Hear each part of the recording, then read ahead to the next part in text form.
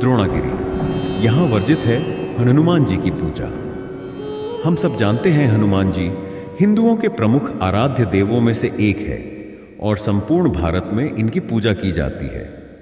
लेकिन बहुत कम लोग जानते हैं कि हमारे भारत में ही एक जगह ऐसी है जहां हनुमान जी की पूजा नहीं की जाती है। ऐसा इसलिए क्योंकि यहाँ के रहवासी हनुमान जी द्वारा किए गए एक काम से आज तक नाराज हैं। यह जगह है उत्तराखंड स्थित द्रोणागिरी गांव। द्रोणागिरी गांव उत्तराखंड के सीमांत जनपद चमोली के जोशीमठ प्रखंड में जोशीमठ नीति मार्ग पर है।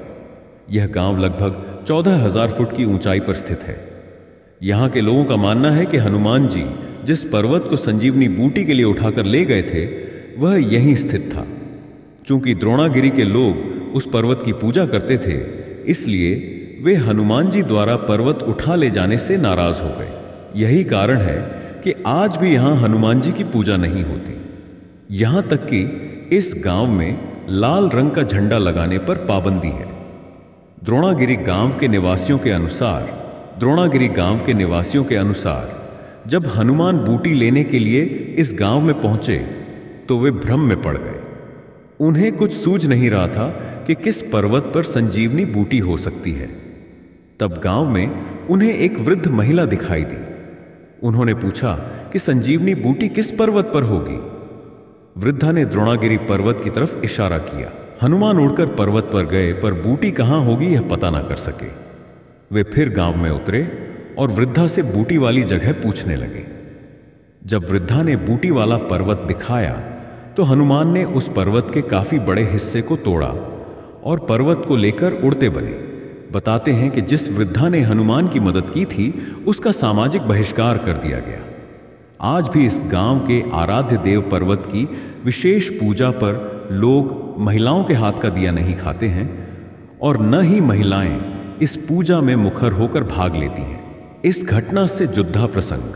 यूं तो राम के जीवन पर अनेकों रामायण लिखी गई है, पर इनमें से दो प्रमुख हैं। एक तो वाल्मीकि द्वारा रचित रामायण और एक तुलसीदास द्वारा रचित रामचरितमानस। इनमें से जहां वाल्मीकि द्वारा रचित रामायण को सबसे प्रामाणिक ग्रंथ माना जाता है, वही तुलसीदास द्वारा रचित रामचरितमानस सबसे अधिक पढ़ा जाता है।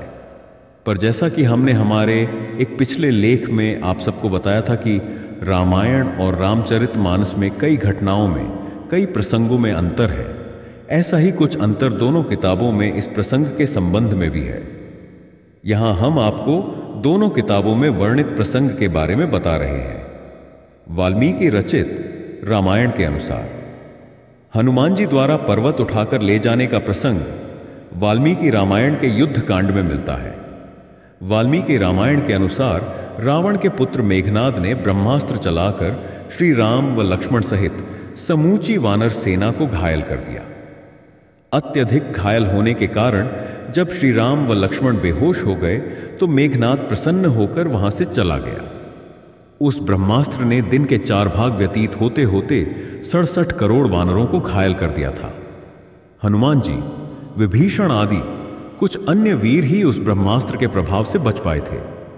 जब हनुमान जी घायल जांबवान के पास पहुंचे तो उन्होंने कहा, इस समय केवल तुम ही श्री राम, लक्ष्मण और वानर सेना की रक्षा कर सकते हो। तुम शीघ्र ही हिमालय पर्वत पर जाओ और वहां से औषधियां लेकर आओ, जिससे कि श्री राम, लक्ष्मण व वानर सेना पुण्य स्वस्थ हो जाए। जांबवान ने हनुमान जी से कहा कि हिमालय पहुंचकर तुम्हें ऋषभ तथा कैलाश पर्वत दिखाई देंगे। उन दोनों के बीच में औषधियों का एक पर्वत है जो बहुत चमकीला है। वहां तुम्हें 4 औषधियां दिखाई देंगी जिससे सभी दिशाएं प्रकाशित रहती हैं। उनके नाम मृत संजीवनी, विशल्यकर्णी, सुवर्णकर्णी और संधानी है। हनुमान, तुम तुरंत उन औषधियों को लेकर आओ जिससे कि श्री राम, लक्ष्मण व वानर सेना पुण्य स्वस्थ हो जाए। जांबवान की बात सुनकर हनुमान जी तुरंत आकाश मार्ग से औषधियां लेने उड़ चले। कुछ ही समय में हनुमान जी हिमालय पर्वत पर जा पहुंचे। वहां उन्होंने हनुमान जी ने अनेक महान ऋषियों के आश्रम देखे।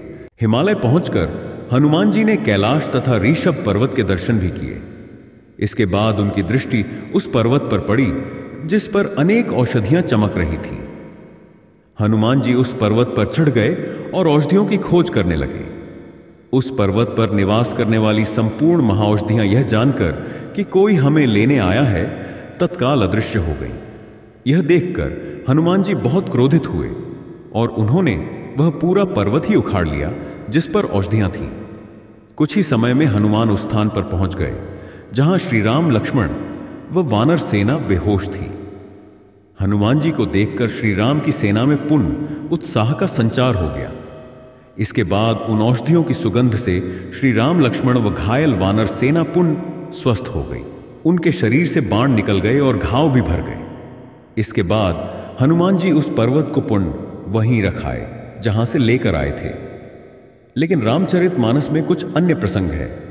तुलसीदास रचित रामचरितमानस के अनुसार गोस्वामी तुलसीदास द्वारा श्री रामचरितमानस के अनुसार रावण के पुत्र मेघनाद व लक्ष्मण के बीच जब भयंकर युद्ध हो रहा था, उस समय मेघनाद ने वीरघातिनी शक्ति चलाकर लक्ष्मण को बेहोश कर दिया।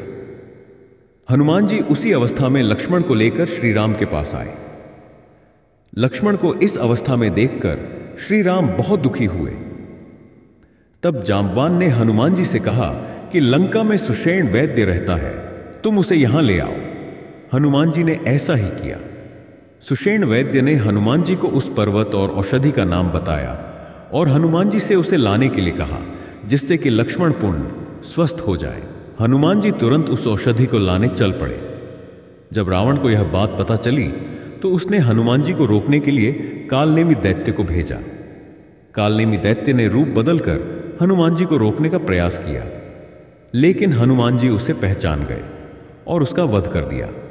इसके बाद हनुमान जी तुरंत औषधि वाले पर्वत पर पहुंच गए, लेकिन औषधि पहचान न पाने के कारण उन्होंने पूरा पर्वत ही उठा लिया और आकाश मार्ग से उड़ चले। अयोध्या के ऊपर से गुजरते समय भरत को लगा कि कोई राक्षस पहाड़ उठाकर ले जा रहा है।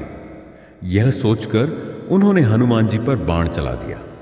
हनुमान जी श्री राम का नाम लेते हुए नीचे आ गिरे। हनुमान जी के मुख से पूरी बात जानकर भरत को बहुत दुख हुआ।